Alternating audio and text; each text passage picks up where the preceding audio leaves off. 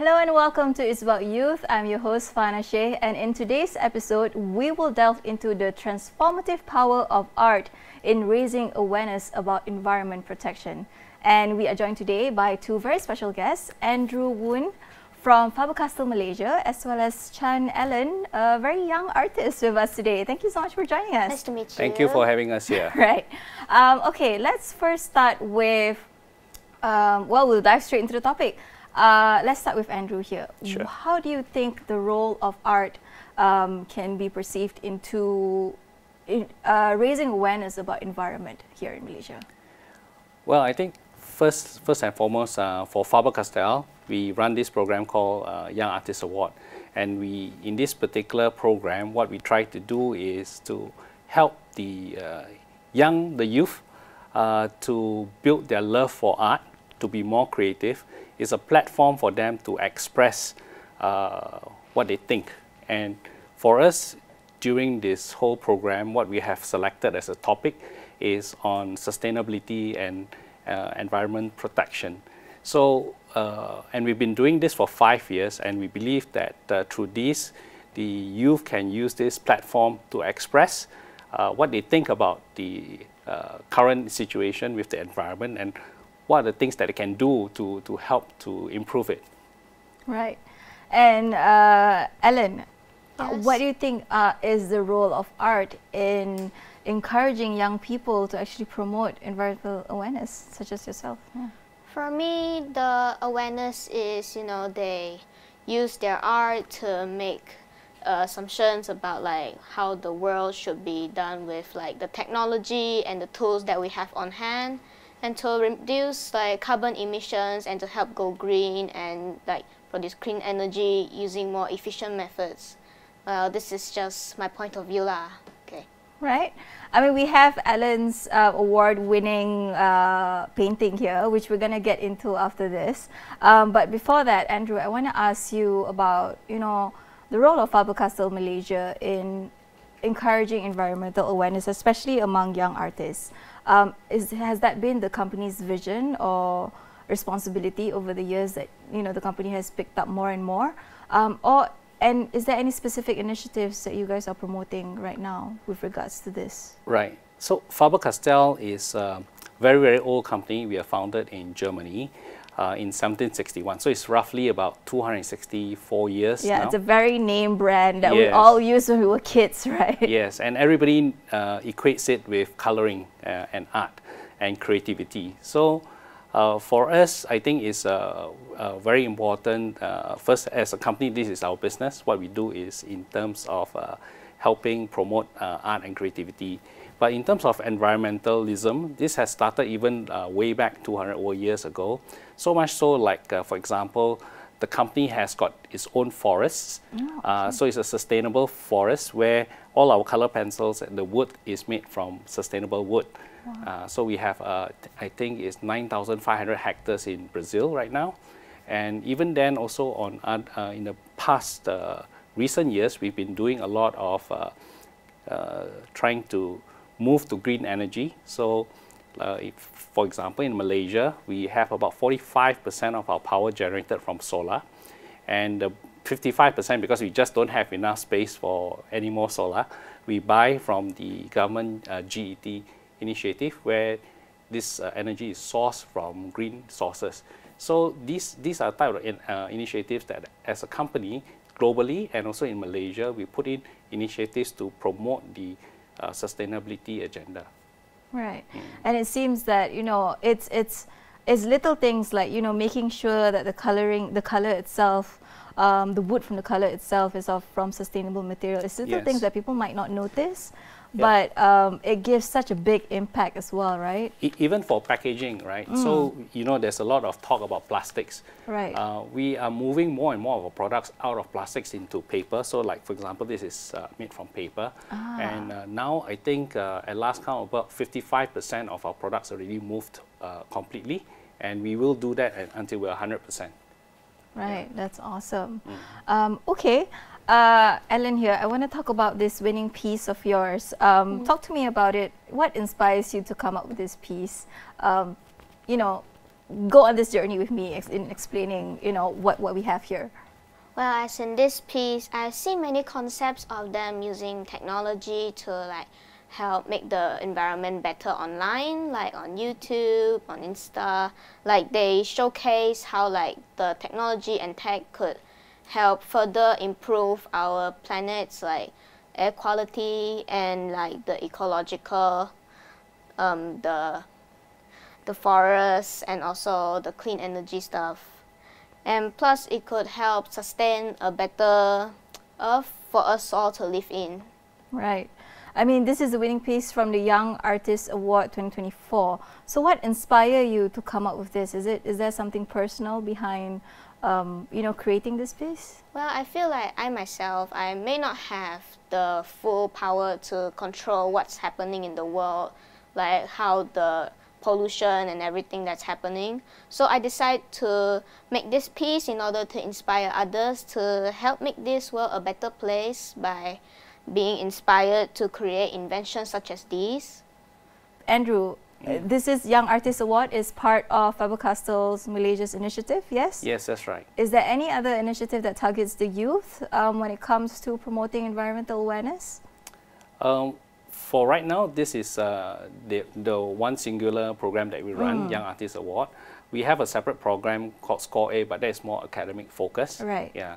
But as you heard from Ellen herself, we are very happy to hear those words come out from her just now, because I think we've managed to achieve the objective we started out with, which is to drive awareness, create the conversations, and even through the artwork, right? When people look at that, they're trying to understand and what's being communicated, what are the things that she sees through her eyes in terms of how to protect the environment, which I'm very proud personally about. Right. I mean, this is the generation that will inherit the earth one day, and you know, to ensure that they have instilled in such a young age this kind of awareness, this kind of love for the environment, I think it's very beautiful. So how do you measure? You know, you have the Young Artist Award as well as some education program as well. So how do you measure, you know, sort of the success or the parameters of these programs?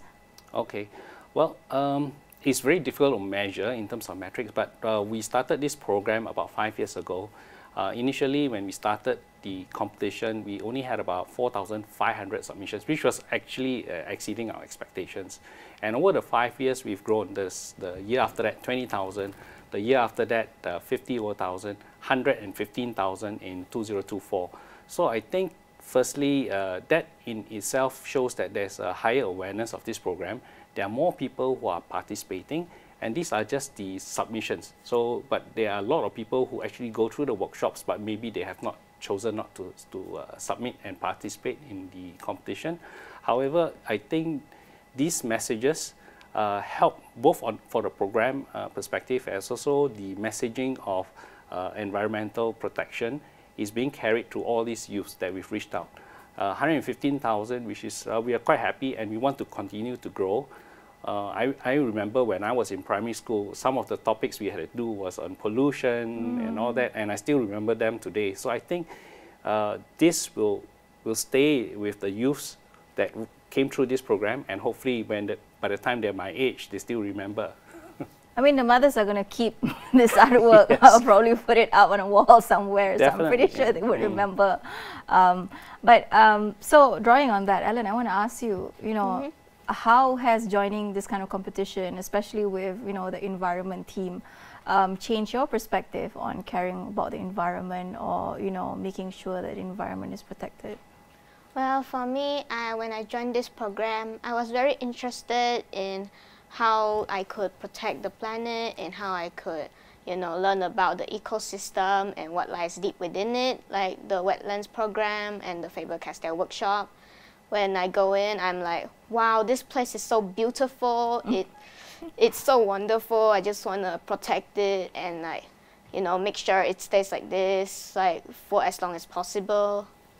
Is there something? Oh, sorry. Yeah, I was going to interject.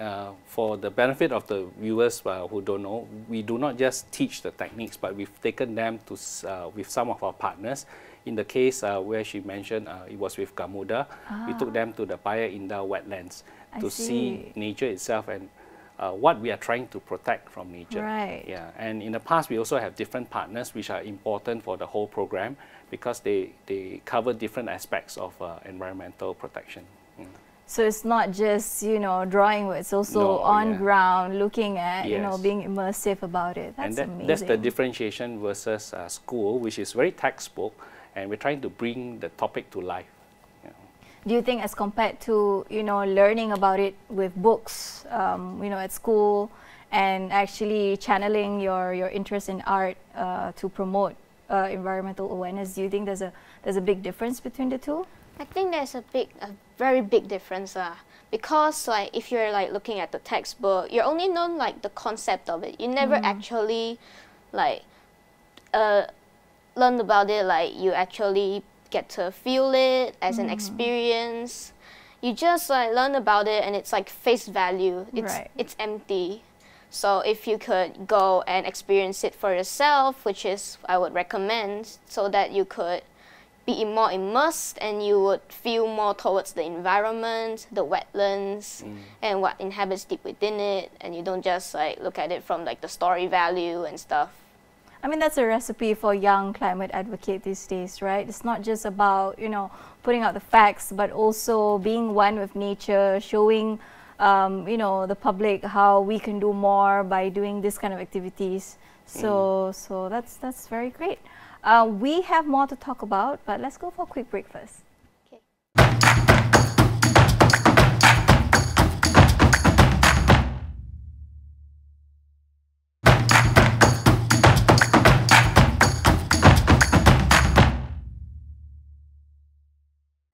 Hello and welcome back to It's About Youth. I'm your host Farna Shea, and today we are joined by two very special guests, Andrew as well as Ellen, to talk about how we can promote environmental awareness through art. And we have seen this beautiful art piece here that Ellen did and won through the Young Artist Award program 2024, advocating for awareness, advocating for environmental awareness. So I want to start first with some of the opportunities and challenges in today's world when it comes to advocating for environmental awareness. Let's start with you, Andrew. What do you think those are? Well, I think from a corporate perspective, the responsibility of the corporate companies are to definitely not just contribute verbally, but we have to put resources behind it. Right, it takes money to run programs like this. Right. So there has to be the impetus from the company to drive this. And I think it's important because we all live in this world, and I've got 4 kids myself. I want to pass on a world that is hopefully still green when they grow up. So. Yeah. So I think this is important, and I think personally as a parent and also from a company perspective, because it is in our DNA as a company, to be more green as a overall company. We look at it from energy perspective, materials, and even programs like that where we try to drive messaging to the community. Right. So so what I'm getting at, you know, is it funding, or is it making sure that we have enough investments in corporates these days? Yes, and because there is the ESG agenda that's talked about a lot, but a lot of companies may not generally put a lot of initiative behind it apart from maybe reporting, for example. Right. So, but in order to create more awareness, and I think we are in a very special place and ability to do so because of the business that we are in. We can actually reach out, and we partner very closely with the Ministry of Education. We work with the state ministry, the JPNs. We work with teachers. I think at last count we had about 3,400 teachers in the programs. Because we cannot reach out to everyone, we need to have the multiplier effect by teaching the teachers, and then they bring the messaging to the greater community. And we also partner with agencies like My Art Studio. They are one of those enrichment centers. We work very closely with them, and they run some of the classes for us. So this is a joint effort from the government perspective, from corporate perspective, and also partners like Gamuda and My Art Studio, where we can actually try to propagate and reach out to more people, and not in a way that is just verbal, but to get more engagement and immersiveness in the whole program, so that it stays on for a longer time. Yeah. Right. I mean, it leaves an impact. It leaves a bigger impact when it comes to this kind of programs that you involve the younger generation, and they go in and they get to do their art and they get to express creatively. Exactly. It really leaves an impact. I know, because I was young as well last time, and I joined all this coloring competition as well, and I love it. And I don't think I have any of those, any of my art pieces left, but I remember, almost all of them. I want to talk to Ellen here about, we talked about some of the challenges, in a corporate setting as well when it comes to really pushing through with some of these programs. But Ellen, we live in a world today, talking to a Gen Z here, or is it Gen Alpha? I'm not sure anymore. No, we're stuck in still Gen Z. We're stuck in like the in-between. Right, in between. So in today's world, you think, how do you think, what sort of opportunities are there for young artists like you or young creatives like you to promote environmental awareness? Do you think, is there enough platform to do it, or is there challenges? What do you think? Well, challenges in that point, I think it's like, if you don't know enough of what's happening, you may just get the surface level info where you just do oh, there's trash over here, there's rivers and whatever, but then you're kind of missing the bigger picture, maybe there's something deep inside. You could have even more ideas if you actually put effort into searching for it, or if you put hands-on experience. You may know, the plastic bottle cap I got from the wetlands.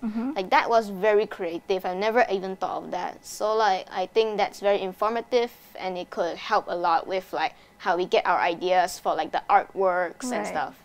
So that's on experience. But do you think in today's era, in today's age of social media, TikTok and all that, do you think there's a lot more opportunities for young people to actually advocate or contribute to environmental awareness, you think? I think there's a lot more chances, but it depends where you look at. If you look at all the bad stuff, then it's just on that point. But if you look at the bigger picture, if you search for those small sparks of opportunities, then you could see them advocating for better environmental purposes. Yeah. Is there any when you look at social media these days, is there anything that sparks your interest when it comes to this topic? Well, I like those channels where they make tags on, or they make donations to help the environment, like Team Seas or Team Trees. Those were my favorite donation support systems. They help the environment, and they do it for the good of the environment as well. Right. I mean, I've seen a few YouTube channels, because I have a lot of nieces, so I've seen a few YouTube channels where they DIY their bags, or they use plastics and they turn it into like a bag of some sort, like a purse, or they put some paper making, from repurposing. Yes. Yeah, so those are the kind of things I feel today. There's a lot on social media, right? Yeah, if you search for it. Yeah, definitely. Okay. Andrew, I want to talk about the role of corporate here, because you mentioned a little bit about investment into some of these programs. Yes. How do you envision the role of corporate now and in the future when it comes to advocating for environmental awareness?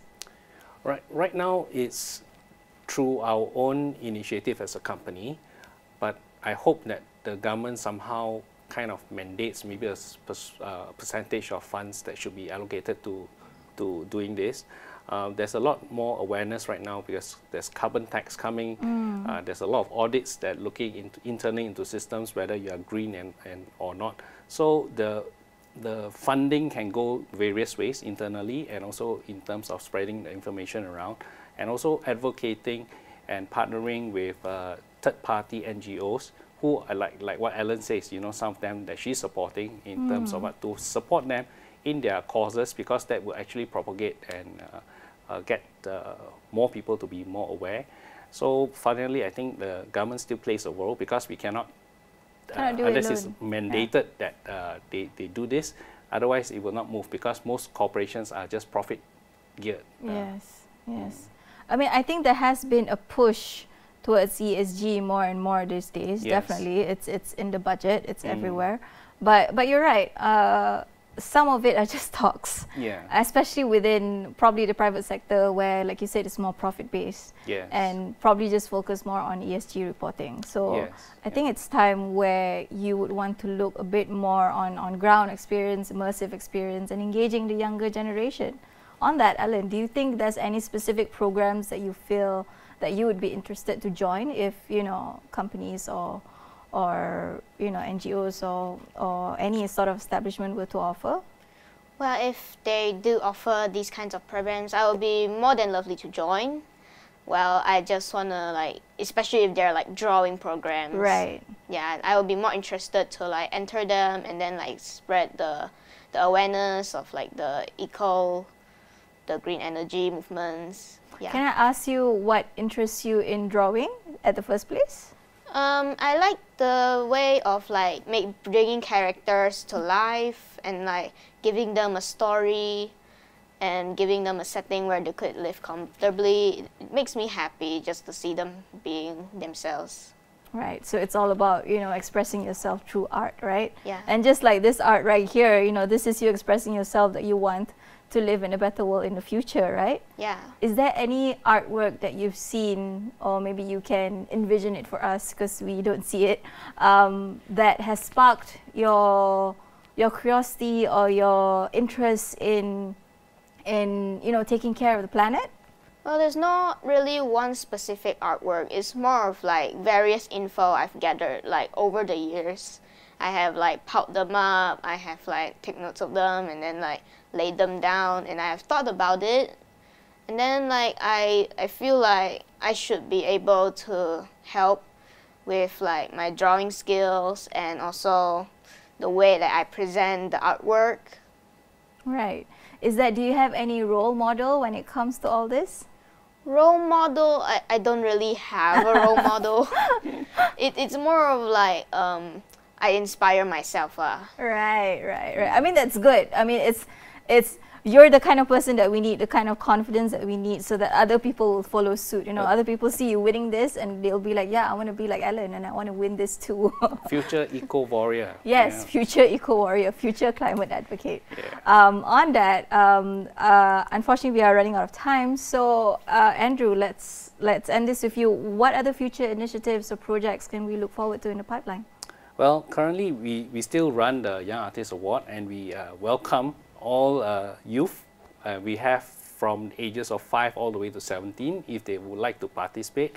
And it's not just a coloring contest. We actually run a lot of coaching and trips to our partners where they get a more immersive experience. And I think this is one way they can join us. We still partner with Gamuda. We've done this for last year. We also continue to do that for next year. So that will be the most current project. But we will try to reach out to different agencies in future as well. Right.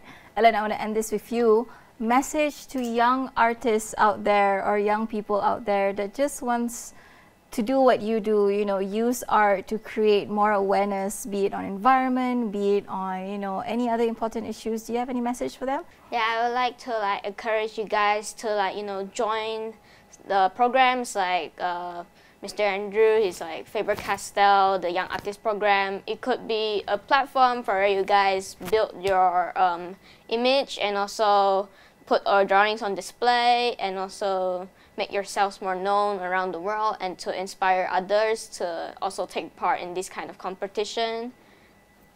Right, okay, there you have it.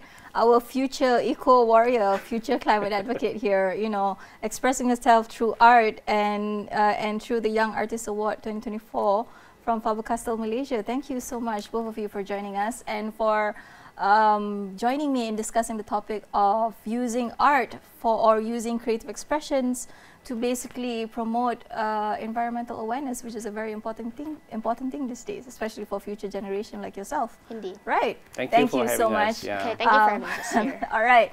That's it, everyone. I'm Fana Sheikh. Thank you for watching.